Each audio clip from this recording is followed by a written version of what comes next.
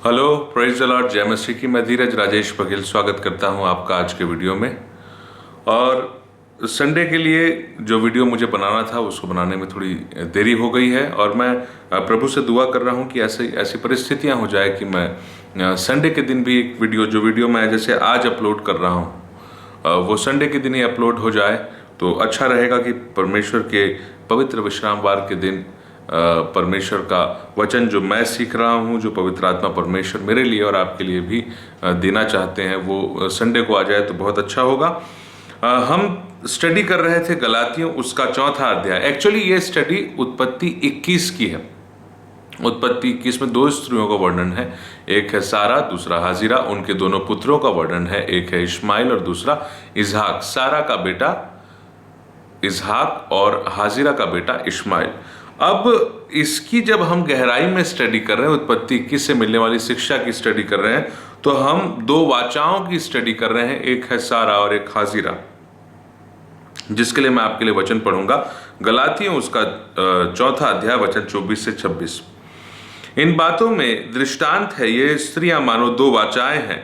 एक तो सीनै पहाड़ की जिससे दास ही उत्पन्न होते हैं, और वह हाजिरा है। और हाजिरा मानो अरब का सीनै पहाड़ है, वह और आधुनिक यरूशलेम उसके तुल्य है, क्योंकि वह अपने बालकों समेत दासत्व में है। पर ऊपर की यरूशलेम स्वतंत्र है और वह हमारी माता है। Praise the Lord, hallelujah.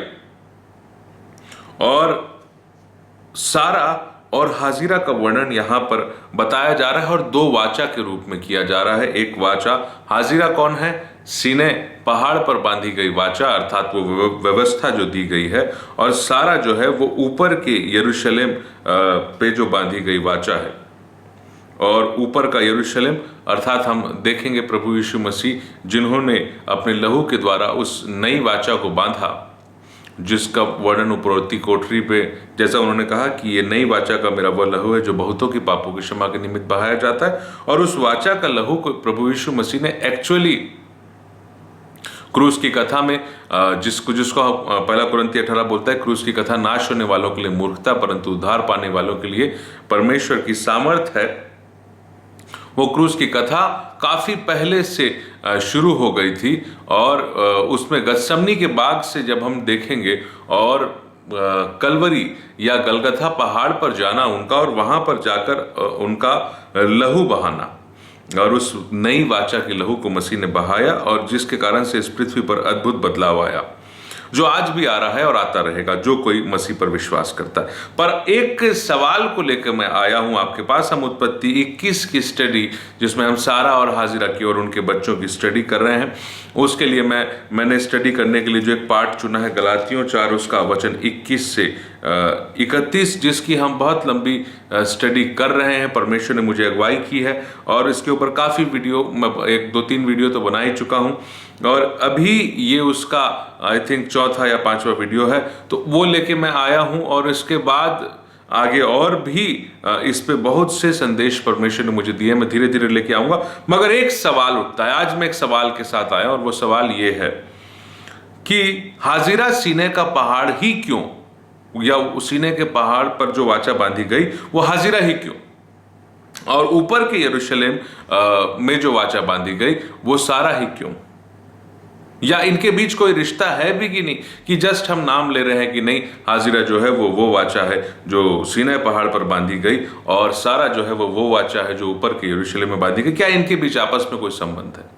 क्या इनके बीच आपस में कुछ है? तो थोड़ा मैं आपको हाजिरा के जीवन से और सारा के जीवन से बातों को बताऊंगा कि कैसे हाजिरा के जीवन का संबंध सीनै पहाड़ पर बांधी गई वाचा के साथ है, और सारा के जीवन का संबंध ऊपर के यरूशलेम जिससे स्वतंत्र संतान उत्पन्न होते उससे संबंध है।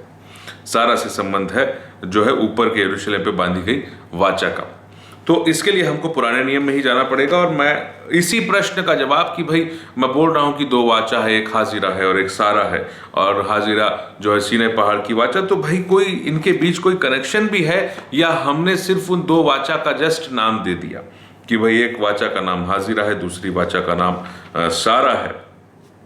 इनके बीच डेफिनेटली एक संबंध है जिसे परमेश्वर ने मुझे प्रकट किया और मैं उसी बात को लेकर आज आपके सामने आया हूं। पहले हम जाएंगे उत्पत्ति उसका 16वां अध्याय, जिसमें सारा, हाजिरा और अब्राहम का वर्णन पाया जाता है। उत्पत्ति 16 यहां इस प्रकार लिखा है, अब्राहम की पत्नी सारै के कोई संतान न थी, उसके हाजिरा नाम की एक मिस्री दासी थी। सारै ने अब्राहम से कहा, देख यहोवा ने तो मेरी कोख बंद कर रखी है। मैं उत्पत्ति 16 का 1 से पढ़ रहा हूं। यहोवा ने तो मेरी कोख बंद कर रखी है, इसलिए मैं तुझसे विनती करती हूं कि मेरी दासी के पास जा, संभव है कि मेरे घर उसके द्वारा बस जाए। सारा की यह बात अब्राहम ने मान ली। इसलिए जब अब्राहम को कनान देश में रहते हुए 10 वर्ष बीत चुके, तब उसकी स्त्री सारे ने अपनी मिस्री दासी हाजिरा को लेकर अपने पति अब्राहम को दिया और वह उसकी पत्नी हो। वह हाजिरा के पास गया और वह गर्भवती हो गई। Hallelujah, praise the Lord. ये अध्याय एक नए भेद को मेरे और आपके सामने प्रकट करता है। एक बात तो ये है कि सारा ने बुद्धि लगाई। सारे ने एक्चुअली तब सारे का नाम जो है उत्पत्ति 17 में, और अब्राहम का नाम उत्पत्ति 17 में। अब्राहम का नाम अब्राहम पड़ा और सारै का नाम सारा पड़ा, और उनके नाम का विशेष अर्थ है। लेकिन अभी ये सारै जो है, जिसका नाम अभी नहीं बदला है, सारै के दिमाग में एक आइडिया आता है। 10 साल हो चुके हैं, 75 की आयु में कनान देश में अब्राहम प्रवेश किया था। उसके साथ उसकी पत्नी सारै थी और उसका भतीजा लूत था, और लूत की पत्नी भी थी। इनकी गाय बैल भेड़ बकरियां थी। तो अब जो है सारै के पास एक मिस्री दासी भी थी जिसका नाम हाजिरा था। तो सारै को आइडिया आ रहा है कि क्यों ना ऐसा किया जाए कि मेरा पति जो है वो हाजिरा के पास जाए और इनके द्वारा जो संतान उत्पन्न होगा उससे मेरा घर बस जाएगा, क्योंकि यहोवा ने तो मेरी कोख बंद कर रखी है। और फिर एक्चुअली ऐसा हुआ कि जब 10 साल बीत चुके थे, तब 75 वर्ष का अब्राहम कनान देश में प्रवेश किया था। अभी उसकी आयु 85 की रही होगी इस कैलकुलेशन के हिसाब से, और वह जो है हाजिरा के पास गया अब्राहम, और वह गर्भवती हुई। Praise the Lord, hallelujah. तो अब इस हाजिरा से जो संतानें, तो पहली बात हाजिरा दासी थी, मिस्री दासी थी, और उसके पास अब्राहम गया तो जाने के लिए पहले तो सारा ने दिमाग लगाया कि ऐसा करते हैं कि भाई मेरी दासी है तो उसके पास चला जा। पहले बुद्धि का उपयोग हुआ, और दूसरा कार्य किया। अब्राहम जो है वो किसके पास, देख यहोवा ने मेरी कोख बंद कर रखी, इसलिए मैं तुझसे विनती करती तू मेरी दासी के पास जा। मतलब कुछ काम भी करना है, जाकर उसको जो है अपनी पत्नी के पास से उठ के हाजिरा के पास जाना, काम भी करना है। और सारा ने बुद्धि भी लगाई, और इसीलिए जो हाजिरा की वाचा है, हाजिरा जो है वो सीनै पहाड़ की वाचा, क्योंकि सीनै पहाड़ पर हमको व्यवस्था दी गई थी। उस व्यवस्था को मानना या नहीं मानना हमारी बुद्धि पर निर्णय है कि मैं मानूं कि नहीं मानूं। कई बातें हमारी बुद्धि पर आश्रित है कि भाई आप किसी कार्य को कर सकते हैं या नहीं कर सकते। तो आप बलि चढ़ाने के भी अलग नियम थे कि भाई अपनी आय के हिसाब से, यदि कोई अमीर व्यक्ति था तो वो कलोर या गाय या बैल के रूप में चढ़ा सकता था। थोड़ा वो कम परिस्थितियां थी तो भेड़ चढ़ा सकता था, और कम परिस्थिति थी तो कबूतर या पंडुक चढ़ाते थे। और इस प्रकार से अपने जो है वो उनकी आर्थिक सामर्थ्य के हिसाब से लोग जो है बलि करते थे, मेल बलि करते थे, होम बलि करते थे, और अन्न बलि किया करते थे, पाप बलि करते थे, दोष बलि करते थे। तो बुद्धि का उपयोग तो व्यवस्था को फॉलो करने के लिए होता ही था, लोग करते थे, जैसा सारा ने यहां किया हाजिरा से अब्राहम को मिलाने के लिए। तो बुद्धि का उपयोग जो है वो होता है। हाजिरा और सीनै पर्वत पर जो वाचा बांधी गई थी, एक्चुअली वो व्यवस्था है, मूसा की व्यवस्था है, जो उसको सीनै पर्वत पर परमेश्वर ने दिया, और इसके लिए बुद्धि का उपयोग होता है। और दूसरी बात है, अब्राहम को जाना पड़ा सारा के पास से हाजिरा के पास, मतलब कार्य भी करना पड़ता है। उस व्यवस्था को करने के लिए कुछ काम, जैसे आपको परमेश्वर ने जो नियम बताए हैं उस नियम को करना पड़ेगा। एक बकरा, एक बछड़ा आपको लेना पड़ेगा, उसको लेकर मिलाप वाले तंबू पे आना पड़ेगा या उसके पास आना पड़ेगा, और वहां पर फिर याजक जो है वो उस पशु को बलि करेगा। उसके बाद उस पशु को बलि करने के बाद जो है उसे वो होम बलि पर चढ़ाएगा, उसके लहू को वेदी पर छिड़केगा और उसे वो होम बलि पर जलाएगा। उससे सुखदायक सुगंध निकलेगा जो परमेश्वर को ग्रहण योग्य होगा। तो कुछ कार्य करना पड़ता है। तो ये जो हाजिरा के द्वारा संतान उत्पत्ति की बात जब हम चर्चा करते हैं तो सारा ने बुद्धि लगाई और अब्राहम को कुछ कार्य करना पड़ा, अब्राहम को हाजिरा के पास जाना पड़ा। तो ये जो है बुद्धि का भी उपयोग करना और अपने कार्य का भी उपयोग करना, इस कारण से घमंड आता है। आपने पढ़ा भी होगा कि दो व्यक्ति प्रार्थना कर रहे थे, एक जो था वो चुंगी लेने वाला था और एक जो था वो एक फरीसी था। और जब वो ऐसा कर रहे थे तो उसने जो चुंगी लेने वाला जो था वो तो कहता है कि हे प्रभु मुझ पापी पर दया कर, लेकिन जो दूसरा व्यक्ति था वो बड़े उसके साथ वो दुआ कर रहा था कि देख मैं जो है आमदनी का दशवांश देता हूं और सप्ताह में उपवास करता रहता हूं मैं।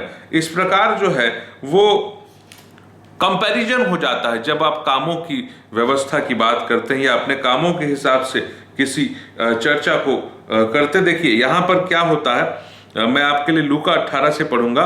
उसने उनसे जो अपने ऊपर भरोसा रखते थे कि हम धर्मी हैं, ये आता है जब आप बुद्धि का उपयोग करते हैं, जब आप काम का कि भाई हमने तो ज्यादा बड़ा भेंट चढ़ा दिया, भाई वो तो गरीब है तो उसने तो सिर्फ कबूतर और पंडुक चढ़ाया, मैंने तो भेड़ चढ़ाया, मैंने तो मेढ़ा चढ़ाया, मैंने तो कलोड़ चढ़ा दिया। तो ये बात आती है और इसलिए बुद्धि का उपयोग जब होता है तो घमंड भी आता है। और इनको लिखा है उसने उनसे जो अपने ऊपर भरोसा रखते थे कि हम धर्मी हैं और दूसरों को तुच्छ जानते थे, यह दृष्टांत कहा। दो मनुष्य मंदिर में प्रार्थना करने के लिए गए, एक फरीसी था और दूसरा चुंगी लेने वाला।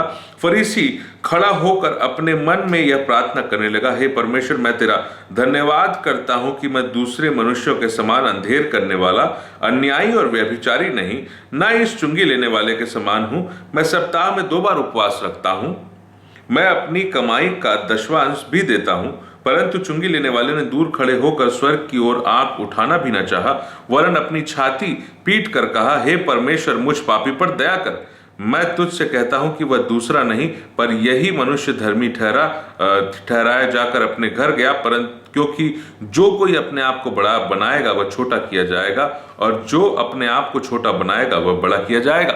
Hallelujah, praise the Lord. तो यहां पर जो ये जो व्यवस्था है जो सीने पहाड़ पर बांधी गई, जिस पे नियम थे, जिसमें अलग अलग शुद्धिकरण के नियम थे, अलग अलग विधियां थी जिसको मानना था, और वो अलग अलग परिस्थितियों के लोगों के लिए अलग अलग तरीके से फॉलो की जाती थी। जैसे कोई अगर बड़ा व्यक्ति है तो उसके पास दास है, लेकिन यदि कोई बहुत ही जो है वो कमजोर परिस्थिति का, तो उसके पास दास हो ही नहीं सकते, क्योंकि वो खुद ही किसी का दास होगा, वो खुद ही किसी के घर जो है वो सेवा का काम करता होगा। तो व्यवस्था अलग अलग लोगों के लिए अलग अलग परिस्थितियों पे अलग अलग बात करती थी, लेकिन ये है कि उसमें आपको बुद्धि आप लगा सकते थे और आप उसको माने कि ना माने, और उसके लिए कुछ काम करना पड़ता था। तो हाजिरा से संतान उत्पन्न करने के लिए सारे ने बुद्धि लगाई और अब्राहम को कुछ कार्य करना पड़ा। इसीलिए हाजिरा को सीनै पहाड़ की वाचा कहा जाता है, या उसकी तुलना या उसको दृष्टांत के रूप में कि भाई हाजिरा जो है वो सीनै पहाड़ की, क्योंकि व्यवस्था को करने के लिए, व्यवस्था तो आप मानने के लिए आपको कार्य करना पड़ेगा। व्यवस्था मानने के लिए ऐसा नहीं होता कभी कि भाई आप कुछ नहीं करोगे और व्यवस्था अपने आप फॉलो, या व्यवस्था से वही धर्मी ठहरता है जो व्यवस्था को फॉलो करता है।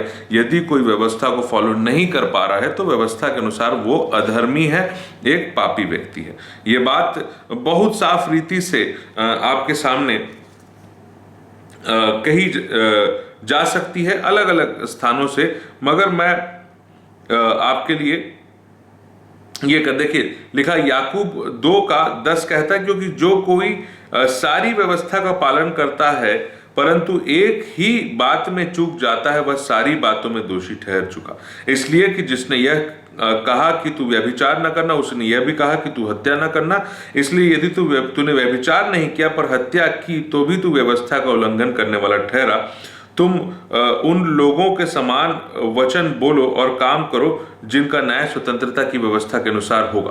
ठीक, तो एक बात यह है कि व्यवस्था में आपको कार्य करना पड़ेगा। आपने एक किया और दूसरा नहीं कर पाए तो अगेन आप दोषी ठहरे, आप अधर्मी ठहर गए। व्यवस्था में जो सुनने वाला धर्मी नहीं ठहरता बल्कि उसको मानने वाला धर्मी। इसलिए बुद्धि का आप उपयोग कर सकते हैं और आप कार्य करते हैं। इसीलिए हाजिरा और हाजिरा तक जाना और हाजिरा से संतान उत्पन्न होना की तुलना जो है वो सीनै पहाड़ की वाचा के साथ बांधी गई। अब अगली बात है कि तो फिर सारा की तुलना ऊपर के यरूशलेम अर्थात प्रभु यीशु मसीह के बलिदान से जुड़ी हुई वाचा के साथ क्यों की गई। तो हमको सारा की स्टडी थोड़ी देर करनी पड़ेगी। आज की स्टडी का यही मुद्दा है कि सारा ही ऊपर के यरूशलेम में बांधी गई वाचा क्यों और हाजिरा ही सीनै पहाड़ की वाचा क्यों। हम आज आते हैं उत्पत्ति उसका 18वां अध्याय वचन 9 से। तो यहां लिखा उत्पत्ति 18 का 9, उन्होंने उससे कहा तेरी पत्नी सारा कहाँ है। उसने कहा वह तो तंबू में है। उसने कहा मैं वसंत ऋतु में निश्चय तेरे पास फिर आऊंगा और तेरी पत्नी सारा के एक पुत्र उत्पन्न होगा। सारा तंबू के द्वार पर जो अब्राहम के पीछे था सुन रही थी। अब्राहम और सारा दोनों बूढ़े थे और सारा का मासिक धर्म बंद हो गया था। इसीलिए सारा मन में हंसकर कहने लगी मैं तो बूढ़ी हूं, मेरा पति भी बूढ़ा है, तो क्या मुझे यह सुख होगा। तब यहोवा ने अब्राहम से कहा सारा यह कहकर क्यों हंसी कि क्या मेरे लिए, क्या मैं जो इतनी बूढ़ी हो गई हूं सचमुच मेरा एक पुत्र उत्पन्न होगा। क्या यहोवा के लिए कोई काम कठिन है। नियत समय में अर्थात वसंत ऋतु में मैं तेरे पास फिर आऊंगा और सारा के एक पुत्र उत्पन्न होगा। तब सारा डर के मारे यह कहकर मुकर गई मैं नहीं हंसी। उसने कहा नहीं तू हंसी तो थी, हंसी तो थी। Hallelujah, praise the Lord. अब एक और नई बात परमेश्वर मेरे और आपके सामने यहां रख रहे हैं कि अब जो यरूशलेम के ऊपरी स्थान पे जो वाचा बांधी गई उसकी तुलना सारा से, या वो सारा उसको दृष्टांत के रूप में क्यों दिखाती है, दर्शाती है। क्योंकि अभी इस परिस्थिति में जब सारा से उत्पन्न होगा कोई संतान तो वो तो संभव ही नहीं है। पहले तो बुद्धि लगाइए जो कि भाई सारा जो है बहुत बूढ़ी है। कैसे पता चला, उसका मासिक धर्म बंद हो चुका है। अब्राहम जो है वो तो उससे भी बूढ़ा है, वो तो 100 वर्ष के आयु तक पहुंच, 99 वर्ष 100 वर्ष की आयु तक पहुंच रहा था वो, और सारा खुद जो 90 वर्ष की हो रही थी, उसका मासिक धर्म बंद हो चुका था। तो बुद्धि लगाइए आप, सारा और अब्राहम माता पिता नहीं बन सकते।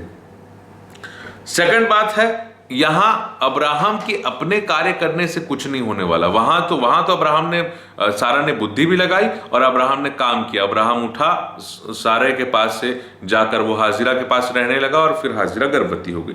लेकिन अब यहां पर तो अब्राहम और सारा जो है बुद्धि भी लगा ले या अपने ताकत लगा ले, अपना शरीर का उपयोग कर ले, वो कुछ नहीं कर सकते क्योंकि वो असमर्थ हैं, उनके पास वो ताकत नहीं है और वो एज क्रॉस हो चुकी। तो यहां बुद्धि नहीं लगाई जा सकती, यहां आप काम नहीं कर सकते हो, यहां आप सिर्फ भरोसा कर सकते हो। लिखा है कि नियत समय पर मैं निश्चय तेरे पास आऊंगा। क्या लिखा है कि वचन 10 परमेश्वर कहते हैं मैं वसंत ऋतु में निश्चय तेरे पास फिर आऊंगा और तेरी पत्नी सारा के एक पुत्र उत्पन्न होगा। ये जानने के बाद कि सारा का मासिक धर्म बंद हो चुका है, ये जानने के बाद कि अब्राहम बहुत बूढ़ा है, तो इनके पास क्या बचा? इनके पास विश्वास बचा। Hallelujah, praise the Lord. इनके पास सिवाय कि आप विश्वास करो आप कुछ नहीं कर सकते, क्योंकि कुछ करने की हालत ही नहीं है। इनकी बुद्धि लगा लो ना, बुद्धि लगा लो कि भाई आप 90 वर्ष की है, उसकी कैपेसिटी जो डॉक्टर बोल देंगे कि भाई ये मेडिकली अनफिट है।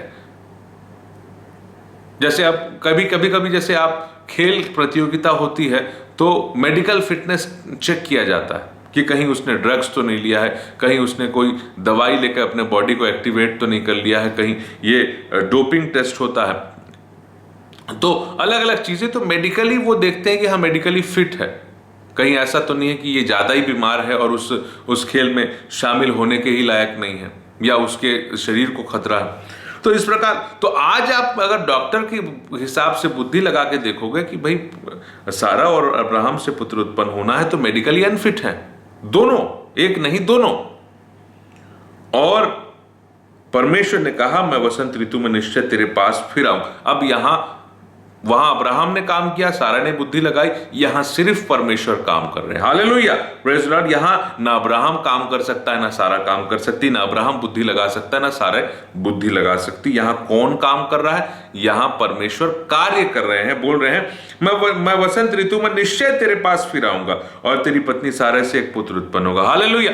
तो यहां पर काम भी परमेश्वर करेंगे और अब्राहम और सारा सिर्फ विश्वास कर सकते हैं।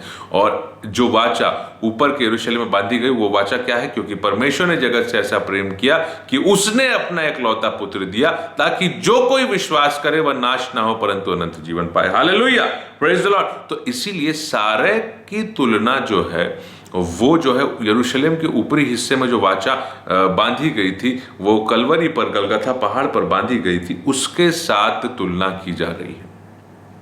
और ये बात समझना बहुत, क्योंकि मैं बार बार इस वीडियो को बना रहा हूं और लोगों को, आपको सवाल उठ रहा होगा कि भाई सारा को क्यों आप यीशु मसीह के साथ बांधी गई वाचा के साथ तुलना कर रहे हैं, या यीशु मसीह ने जो अपने लहू से नई वाचा बांधी उसी को सारा से क्यों कंपेयर कर रहे हैं? उसका कारण बता रहा हूं कि ये दोनों उस परिस्थिति में पहुंच चुके थे जब परमेश्वर ही काम कर सकते थे, और इसलिए परमेश्वर ने अपने इकलौते पुत्र को दिया। परमेश्वर ने अपने पुत्र को कहा कि तुझे बलिदान करना होना है, और उस पुत्र ने खुद लहू बहाया, जिसके कारण से हम आज पाप रहित जीवन बिताते हैं और हमको कुछ नहीं करना है। उस लहू के द्वारा हम शुद्ध होते हैं, उस लहू के द्वारा हम अपने निकम्मे चाल चलन से जो बाप दादों से चला आता है उससे हम स्वतंत्र होते हैं। यहां ना सारा कुछ कर सकती थी, ना अब्राहम कुछ कर सकता था। यहां यहोवा परमेश्वर ने अब्राहम से वचन 13 में कहा, सारा यह कहकर क्यों हंसने का कारण ही यही था कि हो ही नहीं सकता था कुछ। बुद्धि लगाने के बाद उसने बुद्धि लगाई, और बुद्धि लगाने के बाद उसने कहा कि कुछ नहीं हो सकता। प्रभु, जो तू बोल रहा है वो मेरे हिसाब से ये एक जोक है। और उस जोक पे परमेश्वर की बात को जोक समझकर सारा हंसने लगी कि ये एक मजाक है, ये एक बहुत अच्छा चुटकुला हो सकता है कि परमेश्वर कह रहे हैं कि निश्चय मैं तेरे पास आऊंगा वसंत ऋतु के वक्त और तेरी पत्नी सारा की एक संतान उत्पन्न होगा। तो सारा को ये बात मजाक लगी, एक जोक लगा। और यहोवा परमेश्वर कहते, सारा यह कहकर क्यों हंसी कि क्या मेरे जो इतनी बूढ़ी हो गई सचमुच एक पुत्र उत्पन्न होगा? क्या यहोवा के लिए कोई काम कठिन? हालेलुया, यहां काम यहोवा कर रहे हैं। ये दूसरी वाचा जो ऊपर के यरूशलेम में प्रभु यीशु मसीह द्वारा बांधी गई थी, वहां परमेश्वर काम कर रहे हैं। प्रभु यीशु मसीह ने कहा, मेरा पिता अब तक काम करता है और अब मैं भी काम करता हूं। अब मैं भी काम करता हूं। आपके लिए मैं पढ़ना चाहूंगा यूहन्ना रचित सुसमाचार, उसका 5वां अध्याय। तो वहां पिता काम कर रहे हैं और पुत्र भी काम कर रहे हैं। देखिए यूहन्ना उसका 5वां अध्याय 17 कहता है, इस पर यीशु ने उनसे कहा, मेरा पिता अब तक काम करता है और मैं भी काम करता हूं। Hallelujah, praise the Lord. तो यहां पर यही बात है कि परमेश्वर जो है वो काम करते हैं, क्योंकि ना सारा कुछ कर सकती थी, ना अब्राहम कुछ कर सकता था। बुद्धि लगा के देख लो, कुछ नहीं कर सकता था। अपनी शरीर की ताकत लगा के देख लो, कुछ नहीं कर सकता। लेकिन यहोवा परमेश्वर कहते हैं, क्या यहोवा के लिए कोई काम कठिन है? नियत समय में अर्थात वसंत ऋतु में मैं तेरे पास फिर आऊंगा और सारा के एक पुत्र उत्पन्न होगा। इस बात पे सिर्फ विश्वास ही कर सकते थे लोग, और कुछ ये नहीं कर सकते थे। और इसीलिए जब विश्वास की वाचा की बात आती है तो वो हो जाती है यीशु मसीह के बलिदान की वाचा, वो हो जाती है यीशु मसीह के लहू के द्वारा बांधी गई वाचा। और इसीलिए जब सारा से संतान उत्पन्न करने की बात होती है तो वो वाचा जो है वो प्रभु यीशु मसीह के साथ कनेक्ट होती है। तो ये बात मेरे और आपके लिए शिक्षा है। इस पे बहुत कुछ बोला जा सकता है और मैं बोलूंगा, लेकिन आज के वीडियो में मैं सिर्फ इतनी बातें बताना चाहता था कि एक सवाल मेरे और आपके दिमाग में उठता है कि भाई क्यों हाजिरा को सीनै पहाड़ की वाचा कहा गया, और क्यों सारा को वो वाचा कहा गया जो ऊपर के यरूशलेम में बांधी गई? क्यों? क्योंकि हाजिरा जो है वो उस वाचा को रिप्रेजेंट करती जिसमें कार्य करना पड़ा। और उस समय एक्चुअली अब्राहम ने कुछ काम किया, सारा ने कुछ बुद्धि लगाई, सारे ने बुद्धि लगाई जब तक उसका नाम नहीं बदला था। और अब जो परमेश्वर जो वसंत ऋतु में मैं निश्चय तेरे पास आऊंगा कह के सारा से जब चर्चा कर रहे हैं, तो उस समय ना सारा कुछ कर सकती थी, ना अब्राहम कुछ कर सकते थे। परमेश्वर ने ही किया, परमेश्वर ने इकलौते पुत्र को दिया, उस इकलौते पुत्र ने वाचा बांधी, उस इकलौते पुत्र ने बलिदान दिया, उस इकलौते पुत्र ने लहू बहाया। उस पर विश्वास करने से आप धर्मी ठहरेंगे, उस पर विश्वास करने से आप अपने पापों से बचेंगे, उस पर विश्वास करने से उनका लहू आपके पास आएगा, उस पर विश्वास करने से पवित्र आत्मा परमेश्वर आपके जीवन में काम करेंगे, उस पर विश्वास करने से आप एक पवित्र जीवन जी पाएंगे, उस पर विश्वास करने से आप धर्मी होंगे और धर्मी बने रहेंगे, और उस पर विश्वास करके प्रार्थना करने से आपका जीवन आत्मिक जीवन में और ऊंचाई को प्राप्त करेगा, और उसके द्वारा ही हमको स्वतंत्रता प्राप्त होती है, जिसकी चर्चा मैं कई वीडियो में करूंगा, जिसका एक पार्ट मैंने बना दिया कि सारे से या सारा से कैसे स्वतंत्र संतान उत्पन्न होते, जिसके ऊपर आगे परमेश्वर ने मुझसे जितनी बात की मैं और वीडियोस बनाऊंगा। मगर आज के वीडियो में सिर्फ इतनी बात है कि हाजिरा का डायरेक्ट कनेक्शन सीनै पहाड़ की वाचा के साथ था, और सारा का डायरेक्ट कनेक्शन यरूशलेम के ऊपर जो वाचा बांधी गई, उस गलगथा पहाड़ पर जो यीशु मसीह ने वाचा बांधी, उसके साथ था। प्रभु आपको आज के वचन के द्वारा आशीष दे। फिर से मिलेंगे एक नए वीडियो के साथ, तब तक के लिए जय मसीह की। Praise the Lord.